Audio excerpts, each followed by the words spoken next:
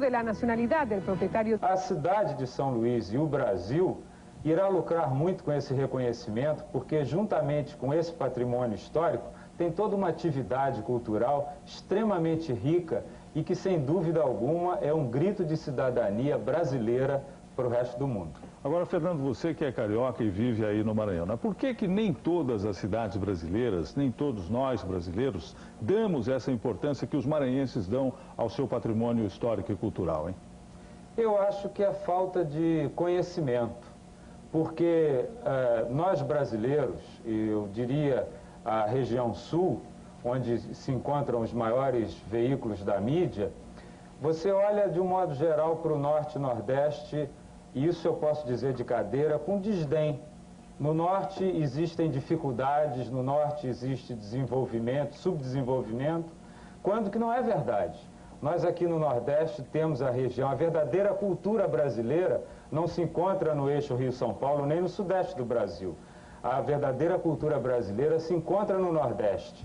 É aqui no Nordeste onde nós encontramos as expressões verdadeiras da cultura brasileira. E isso precisa ser reconhecido. Briane, São Luís está nesse momento concorrendo com outras cidades? Ou o fato de ela ter sido indicada para ser Patrimônio Cultural da Humanidade já assegura que em dezembro a capital do Maranhão terá esse título? Como disse muito bem o secretário Eliezer, todos os passos técnicos foram cumpridos pelo governo do estado do Maranhão.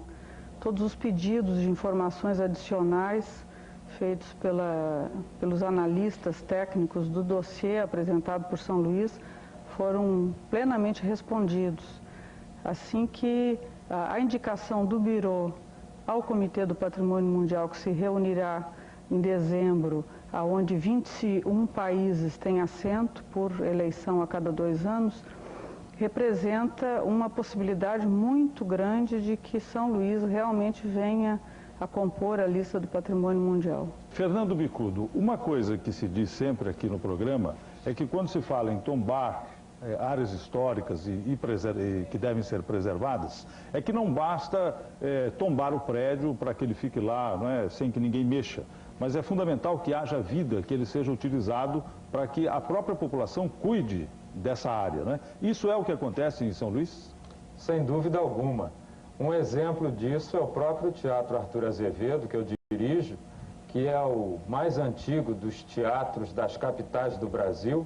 Ele esse ano está celebrando 180 anos, ele só perde para o Teatro de Ouro Preto e é um monumento de atividade, de defesa de cidadania, porque nós aqui apresentamos toda a cultura mundial e com ênfase na cultura regional, especificamente a maranhense. É muito importante que os monumentos históricos, o teatro, que é um prédio monumento, ele tenha essa vida.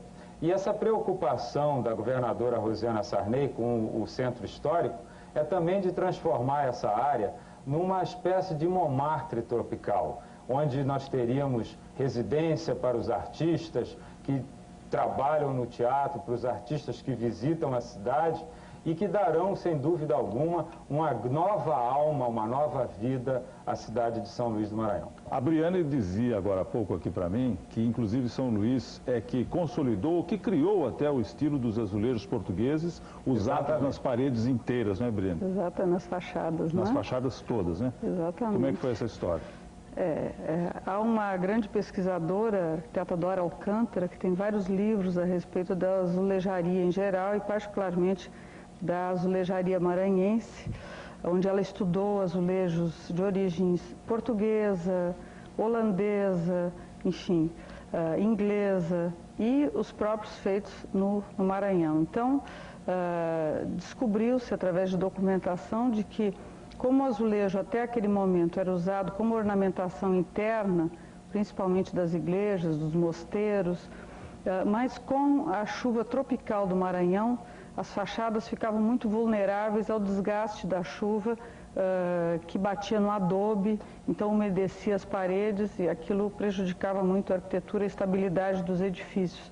Foi em São Luís, então, que se iniciou com o uso do azulejo na fachada exterior como forma de proteção das edificações.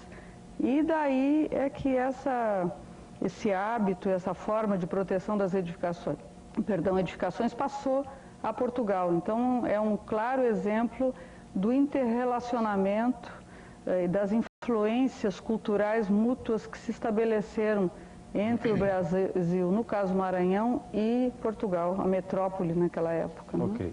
Secretário Eliezer Moreira, é muito difícil normalmente para os estados e as prefeituras conservar o patrimônio porque isso custa caro.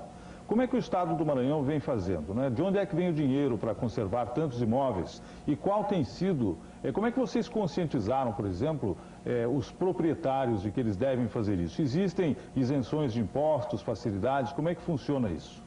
Existem isenções de IPTU e até de ISS por parte da Prefeitura de São Luís para esses imóveis. O Estado tem um programa com BID, que chama-se BID Turismo, BID Prodetur, que destina 72 milhões de dólares à infraestrutura do centro histórico. Este programa do BID, ele é um programa para turismo do Nordeste. Os estados do Nordeste, na sua maioria, destinaram-no ao seu paisagismo, à abertura das suas avenidas, dos seus acessos às praias. O Maranhão não. O Maranhão dedicou todos esses recursos para o Centro Histórico de São Luís e parte para o Centro Histórico de Alcântara. Além disso, há um programa chamado BID Cultura, também esse tendo a direção do Ministério da Cultura, de cerca de 13 milhões de dólares para investimento nos prédios, reformas, restaurações, recuperações, etc.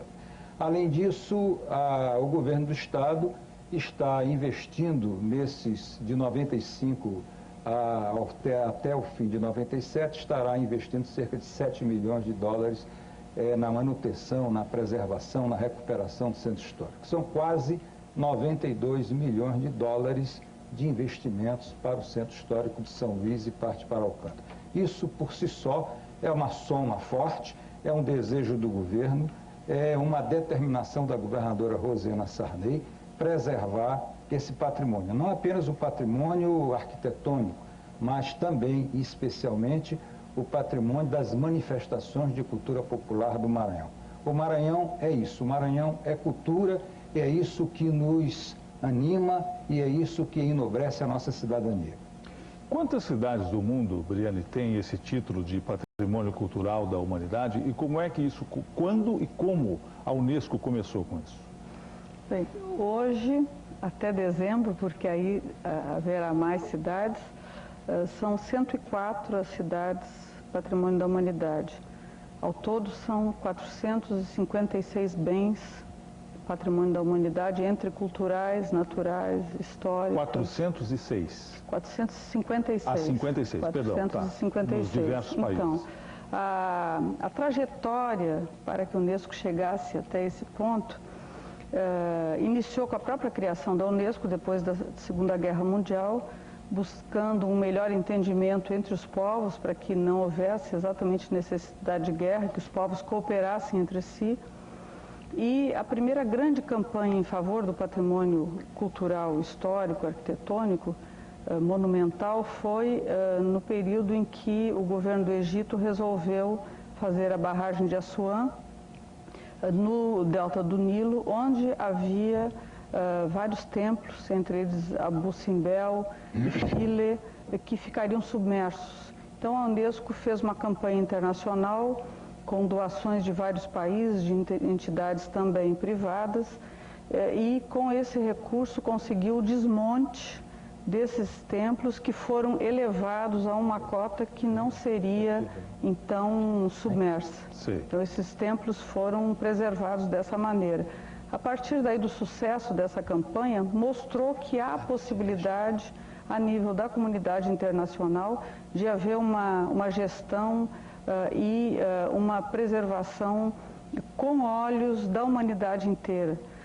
A partir daí vieram campanhas de Veneza, e vieram outras campanhas Borobudur, vieram outras campanhas de salvamento. Sim. A partir disso tudo, desculpe, em 72 foi criada a Convenção do Patrimônio Mundial, e é aí que se estabeleceu essa sistemática de inscrição de bens. Quais outras cidades brasileiras estão na fila aí para um dia também serem consideradas patrimônio cultural da humanidade? Há um movimento muito interessante que eu tive a satisfação de acompanhar até o momento, que é da inscrição de Diamantina. Em Minas? Em Minas Gerais.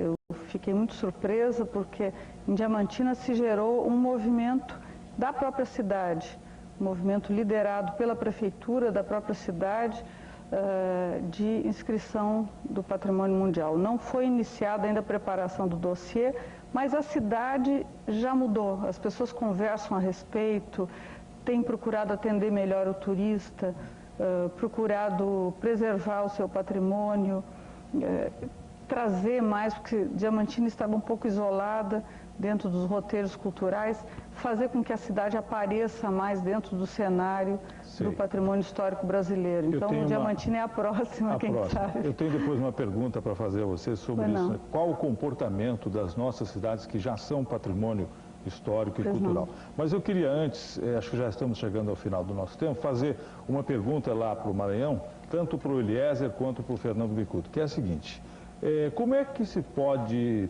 planejar o crescimento, o desenvolvimento, a organização de uma cidade como São Luís, que tem um patrimônio histórico tão importante? Como é que se combina essas duas coisas? Hein, Eliezer? Primeiro você. A cidade tem características únicas.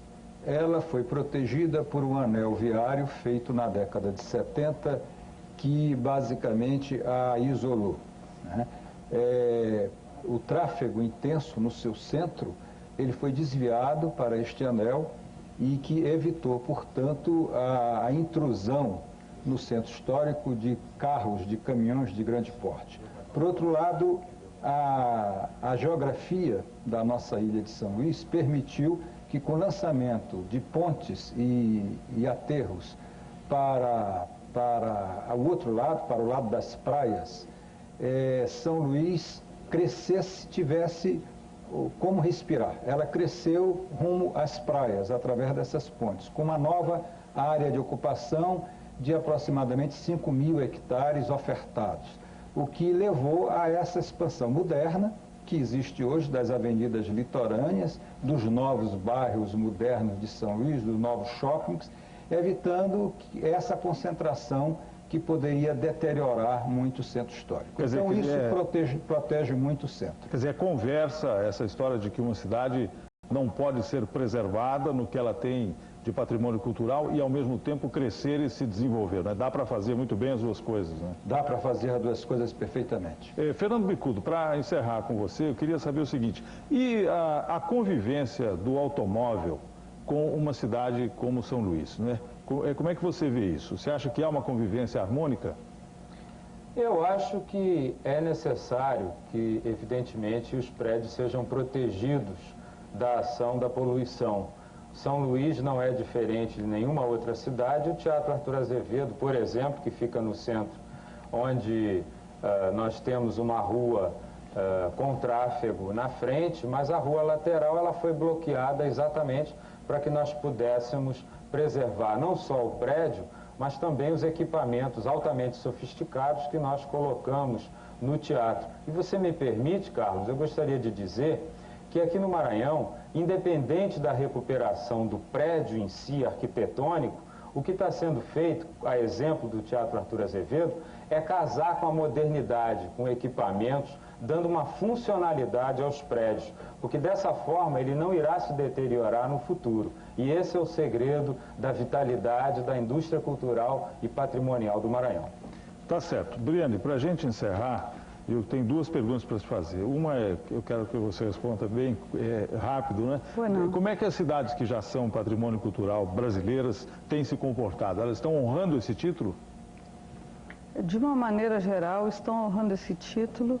E se melhor não fazem, é por dificuldades que realmente as administrações municipais têm enfrentado com relação à falta de recursos, não é? Mas, de uma maneira geral, o patrimônio brasileiro tem sofrido monitoramentos frequentes da Unesco e ele permanece com todo o seu valor do momento da sua inscrição. A última pergunta é a seguinte, Briane. Você dizia que uma cidade não precisa ter a riqueza cultural e patrimonial, arquitetônica de São Luís para pensar na preservação do seu patrimônio, que qualquer município de qualquer país, desde que faça isso logo, não é? Ele já deve ir trabalhando nesse sentido. Como é que funciona isso?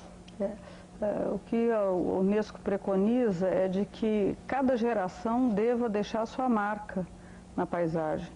E essa marca, para que ela se torne patrimônio, ela tem que ser uma marca de qualidade, não é? Então, há que trabalhar com a qualidade desde já. Quando se abre um loteamento, quando se faz um arruamento, quando se fazem as edificações, não se pode pensar numa coisa descartável. O descartável passa muito rápido. Aquilo que é pensado com qualidade, é bem construído, aquilo permanece no tempo e com o passar do tempo também se torna patrimônio. E é a única maneira que nós temos de deixar a marca da nossa geração para as futuras, as que nos sucederão, né? Tá certo, essa mensagem sua achei muito importante aqui para a gente. E eu vou então agradecendo a presença da Briane Bica, coordenadora da área de cultura da Unesco, Organização das Nações Unidas para a Educação, Ciência e Cultura. Em São Luís do Maranhão, o Fernando Bicudo, diretor-geral do Teatro Arthur de Azevedo, e o Eliezer Moreira, secretário da Cultura de São Luís, nesse nosso programa de hoje, Espaço Aberto, que fala das cidades brasileiras e que está anunciando para todo o país e comemorando também a indicação de São Luís para ser a mais nova cidade brasileira, considerada patrimônio cultural e histórico da humanidade. Nós estaremos com o Espaço Aberto, que fala de cidades brasileiras, aqui na próxima